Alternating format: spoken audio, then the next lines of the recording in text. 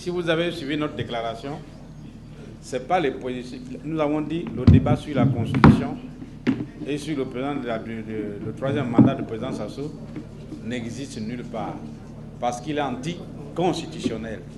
Nous n'allons pas au dialogue pour discuter de tout ce qui est anticonstitutionnel. Nous allons au dialogue pour discuter de ce qui est constitutionnel. Donc, pour cela, le débat sur la Constitution ne fait pas partie de l'ordre du jour du dialogue.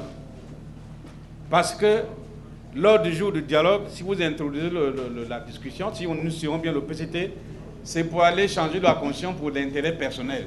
Nous avons dit, on ne peut pas changer la Constitution pour un intérêt personnel. Si on fait ça, mais c'est anticonstitutionnel et ça prélude un coup d'État constitutionnel. Vous connaissez les conséquences de tous les coups d'État. Le Congo en a une grande expérience. Nous ne voulons pas de ça. Voilà pourquoi d'office nous écartons cette question qui ne pourra pas être à l'ordre du jour parce que ça ne correspond, c'est pas conforme à la Constitution. Donc pas de débat sur la Constitution. C'est un faux débat. La Constitution d'aujourd'hui ne pose aucun problème. Elle est très claire. Pour être candidat à l'élection présidentielle, la Constitution dit qu'il faut être congolais d'origine. Tout congolais d'origine doit se référer au code de la nationalité. Le code de la nationalité dit quoi? Il faut qu'un de vos parents soit congolais d'origine. Pour être un candidat, il faut avoir la capacité physique et juridique. Donc, pas de problème avec la justice. Pour être candidat, il faut être âgé au moins de 40 ans et au plus de 70 ans. Pour être candidat, vous voyez, donc, il faut avoir résidé dans le pays pendant 24 mois de façon discontinue. Voilà les conditions de la Constitution. Et l'article 58 dit bien, 57 plutôt dit bien, le président élu l'est au suffrage universel direct. Il est rééligible une seule fois. Et l'article 185 dit, alinéa 3, que cette disposition n'est pas révisable. Donc, chaque président, si vous êtes élu, si vous avez la chance d'être réélu, vous ne ferez que 2 mandats. Mais c'est une constitution que nous avons adoptée, nous tous. Moi, j'ai fait une campagne à Mongali sur ça. Ça a été adopté comme ça. Et le président Sassou était bien président. Ça a été discuté en conseil des ministres à l'Assemblée nationale et au référendum, on a adopté ici. Mais d'où vient que le PCT veut introduire le débat sur ça? D'où vient? Quelle est l'idée du PCT en voulant toucher à cette constitution sur ces dispositions-là? On ne peut pas. Mais vous, les journalistes qui parlent de ça, vous vous placez dans l'illégalité. Un journaliste qui dit ça, il sort de cadre constitutionnel congolais. Et ça pose des problèmes. Et en le faisant, vous ridiculisez les hommes de plume du Congo. C'est comme si vous n'aviez pas compris les lois de votre pays. Donc ce n'est pas à discuter. C'est 2 mandats. Il faut avoir le plus 70 ans. Le président Sassou en 2016 aura au moins 73 ans. Donc il est exclu. Pourquoi voulez-vous qu'on en débatte? Ça ne veut pas, on ne peut pas en débattre, ce n'est pas l'objet de débat. Moi j'aurais aimé le patriote, au lieu de dire que bon, l'opposition va tuer le président, va faire la guerre et tout ça, écrivez, non, respectons la Constitution. Parce que vous, le patriote là, vous qui s'aimez aussi le trouble dans le pays, vous racontez n'importe quoi. Dites que le débat sur la Constitution est un faux débat. Le président Sassou est un patriote, c'est un frère congolais, un citoyen congolais, par entière. Il est congolais d'origine. Alors, en tant que tel, respectons la loi du Congo. Le respect passe par le respect de la Constitution d'abord. Il a fini un premier mandat, il est en train de finir un deuxième. Alors, le 14 août 2016, il doit tirer sa révérence pour dire « Chers amis, pères concitoyens, je vous fais mes adieux. » Et nous, Congolais, soyons aussi fiers pour dire « Bon, grand frère, tu as fini, alors la voie est ouverte pour aller vous reposer au village. » C'est ça qui est important. Et nous, ça doit se faire dans la paix. Pourquoi voulez-vous qu'on se batte pour en arriver là? C'est ce que nous ne voulons pas. C'est ce que nous ne voulons pas. Alors pourquoi, en dehors de la Constitution, aller au dialogue? Et vous savez très bien, nous avons dit ici, lorsqu'on a fait le recensement administratif spécial, ils n'ont même pas touché le tiers, c'est-à-dire plus de 30% du corps électoral effectif du Congo. Donc ce recensement est un faux. C'est une sorte de magouille. Moi, j'ai cité toujours l'exemple du ministre de l'Intérieur qui a fait le recensement lui-même. Il est député de Mpouya, jamais élu, mais proclamé. le district de Mpouya a 4000 habitants. Donc le corps électoral du district de Mpouya, c'est 2100 électeurs. Mais quand on programme les résultats, on dit le ministre Mboulé est élu par 6000 électeurs. Mais les 4000 supplémentaires viennent d'où? Vous voyez? Ce n'est pas sérieux. Et il y a des gens qui n'ont même pas dépassé la barre de 10%, 15% qui ont été proclamés députés élus. C'est ça que nous voulons qu'on revienne sur ça. Les histoires uniques de procuration qui ont fait élire certains députés. Vous connaissez, il y a des ministres qui ont été élus députés grâce aux procurations. Alors, nous ne voulons plus de cela. C'est ça qui tue notre pays. On veut revenir aux normes internationales. Voilà l'objet de la gouvernance électorale, c'est ça. On va refaire le recensement administratif. Bon, pour déterminer un vrai corps, mais avec la participation de tout le monde. Les villages qui n'existent pas qu'on a inventés. Mais à Brazzaville, ici, là, après Mboualé, là, il y a des zones inhabitées qu'on a introduit des électeurs. Vous voulez qu'on continue comme ça? Il faut un dialogue pour arriver là. Nous ne voulons plus de ça. Deuxièmement, mais la commission électorale, mais c'est le PCT. C'est même une partie du bureau politique du PCT, la commission électorale. Pourquoi voulez-vous qu'on aille aux élections avec le bureau politique du PCT? Donc il faut refaire la commission électorale. On va la refaire. Tout le monde sera représenté, mais de façon tout à fait juste. C'est elle qui va s'occuper de tout. Le ministre de l'Intérieur ne s'occupera plus des élections, il sera loin. C'est la commission électorale qui va faire tout ça, le recensement administratif spécial, qui va organiser les listes électorales avec la participation de tous, qui va organiser les élections, les proclamer. Mais le ministre de l'Intérieur reste loin. Il apprendra qu'on a proclamé comme ça et on lui envoie la notification. Voilà l'objet du dialogue. Alors, le découpage électoral, nous allons le refaire aussi. Vous ne voyez pas que ce n'est pas bon dans notre pays. C'est une honte de voir qu'il y a des villages de 10 000 habitants ou de 2 000 habitants qui ont 2 députés. Et vous avez des grands centres comme Nkayi, 70 000 habitants avec un seul député. Et ce n'est pas une honte. C'est une honte pour nous. Tous les Congolais sont entachés, qu'ils soient du pouvoir de l'opposition, c'est une honte collective de voir que dans notre pays, on fait ce genre de magouilles. Alors il faut le dialogue pour rectifier tout ça. C'est ça le sens du dialogue que nous proposons. Et c'est le meilleur. Et nous disons qu'il y a des thèmes spécifiques qu'il faut aborder. Dans ce pays, quand vous êtes malade, vous mourrez. Il n'y a pas d'hôpital. Quand il pleut, vous voyez, les gens meurent parce que les maisons croulent. On ne peut pas circuler dans Brazzaville. Alors il faut revoir tout ça. Dans ce pays, il n'y a pas d'école. Allez dans les écoles, allez voir. Je vois, il y a un ministre de l'enseignement, là, je ne sais pas comment il s'appelle. Quand il va, il inaugure une école, en réalité, il n'y a rien dedans. Il n'y a rien dedans. Alors nous allons revoir la question de l'école.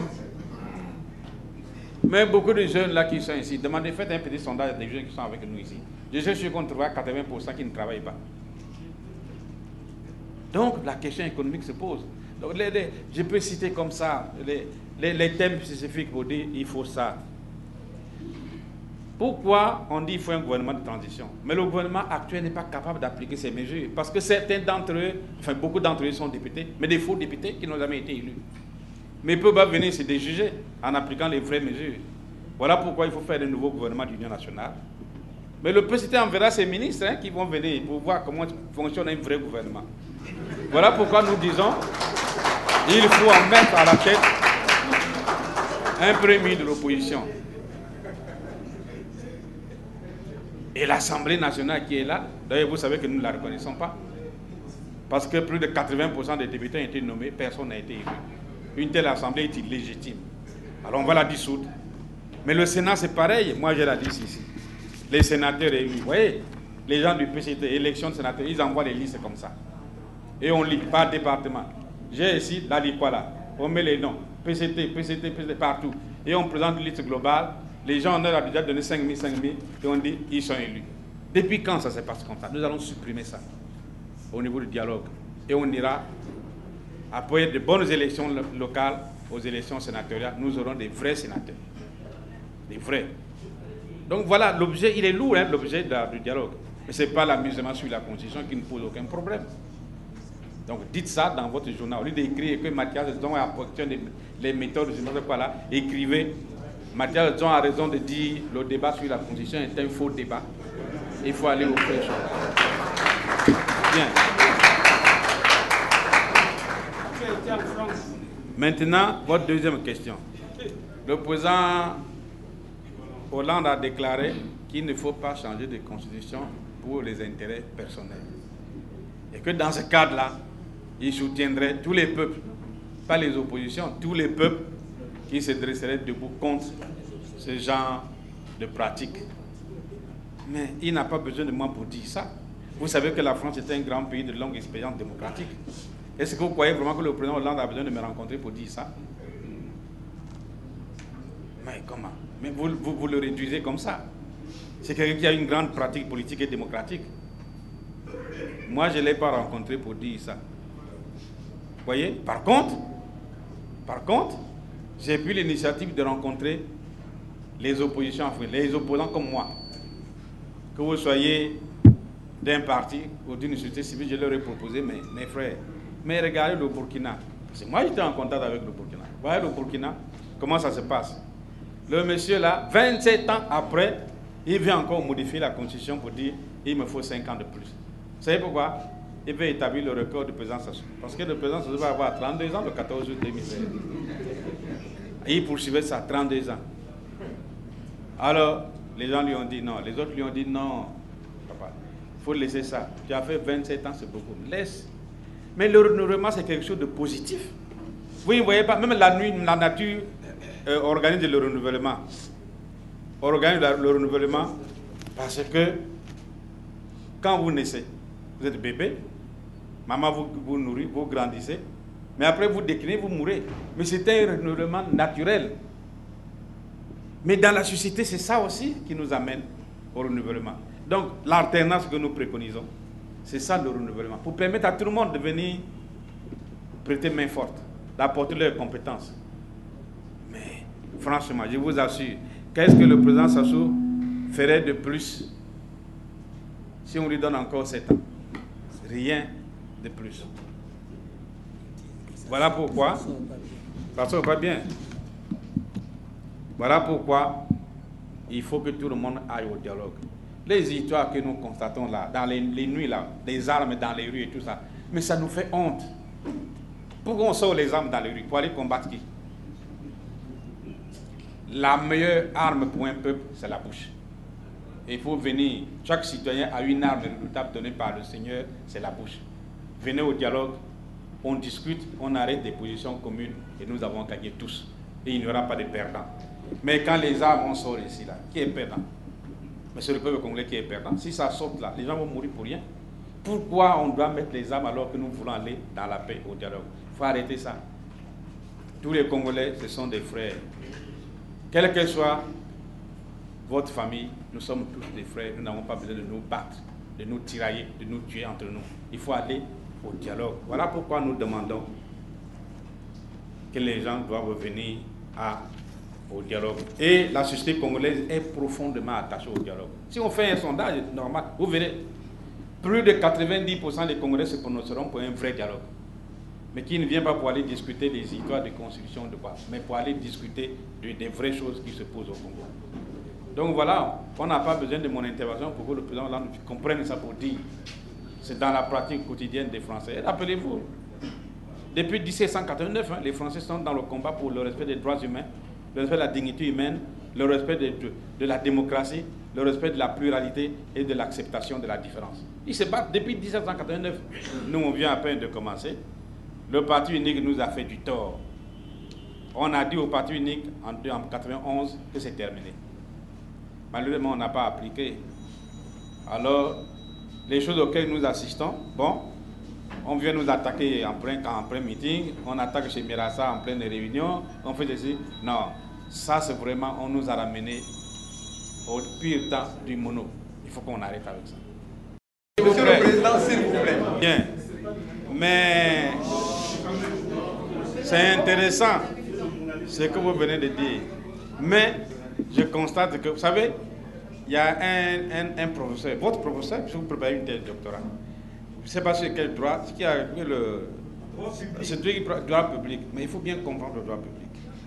Vous n'avez pas encore compris, c'est très grave. Bon, mais il faut bien comprendre. Moi, j'ai dit aux étudiants de Marien Ngouabi, dernièrement quand je les ai reçus, Parce qu'il y a un doyen de la faculté de droit ici qui a dit que la constitution congolaise était en bout de cycle. Moi, si j'étais étudiant en droit, je n'y assisterais plus à ces cours. Je leur ai dit, hein, votre doyen là ne vaut rien. Parce qu'un constitutionnaliste ne peut pas venir dire que la constitution était en fin de cycle. C'est très grave pour le droit. Et comme ce que vous venez de dire, que non, moi je prépare une thèse de doctorat en droit, alors il faut qu'on introduise le débat sur la constitution au dialogue national. Mais enfin, vous êtes un constitutionnaliste, un futur constitutionnaliste, et vous voulez fouler la constitution au pied. Aller discuter de la constitution, c'est aller la violer. Parce qu'aujourd'hui, elle ne pose aucun problème. Et quelqu'un, un étudiant de droit, même en deuxième année de droit, ne peut pas se permettre de dire ça. Ce n'est pas sérieux. Quelle est cette thèse de doctorat-là? Je ne sais pas si à Mariam Gouamon, on en fait n'importe quoi en droit ici. Voilà pourquoi nos étudiants ne sont pas bien reçus. Il ne faut pas dire ça, mon frère. Le problème ici, j'ai bien posé, il n'y a aucun problème qui se pose sur la Constitution. Il n'y a aucun problème. Mais vous ne pouvez pas confondre l'intérêt personnel avec la loi fondamentale. Le débat qui est introduit sur la Constitution, c'est l'intérêt personnel parce qu'on veut que le président Sassou ait un troisième mandat. Point. Tous les Congolais savent ça. Mais vous qui faites droit, qu'est-ce que vous dites dans votre salle de cours? Vous analysez comme ça. Moi, j'en ai fait un peu aussi. Mais pas un droit tordu, comme vous le dites là.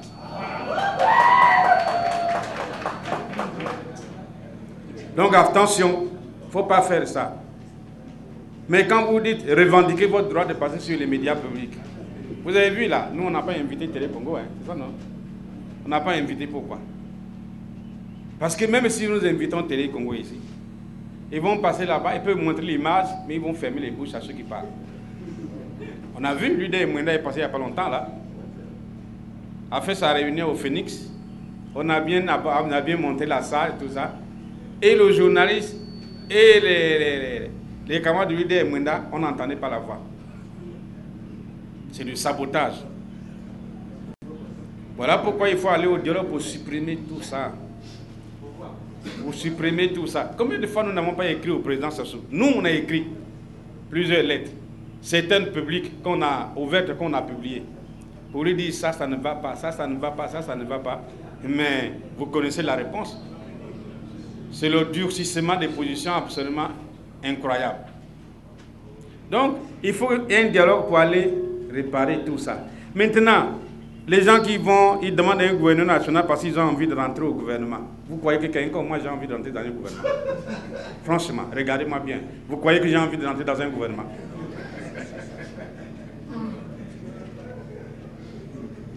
Moi, mon problème, ce n'est pas rentrer dans un gouvernement. Qu'est-ce que ça me donne? Rien du tout. Mon problème, c'est être président de la République et corriger tout ce qui ne va pas dans ce gouvernement. C'est ça le problème.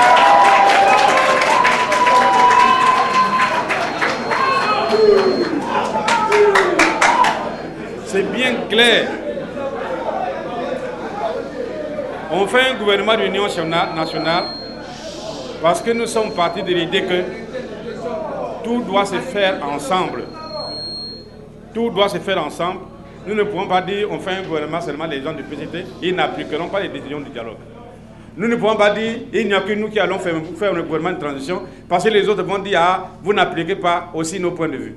Mais il faut que tout le monde soit là et ensemble nous allons conduire ces bateaux-là. Voilà pourquoi un gouvernement d'union nationale de transition. Ce n'est pas parce que les gens ont envie d'avoir des postes. Ne nous tiraillons pas. Restons des citoyens congolais. Parce que ce pays nous appartient et il nous appartiendra toujours. Il appartient à ceux qui sont morts, à ceux qui sont vivants et à ceux qui naîtront. C'est notre pays. Nous avons le devoir, nous qui sommes présents aujourd'hui, de poser les jalons d'un très bon pays prospère pour demain. Alors, vous les journalistes dites également aussi que ça ne sert à rien l'invective.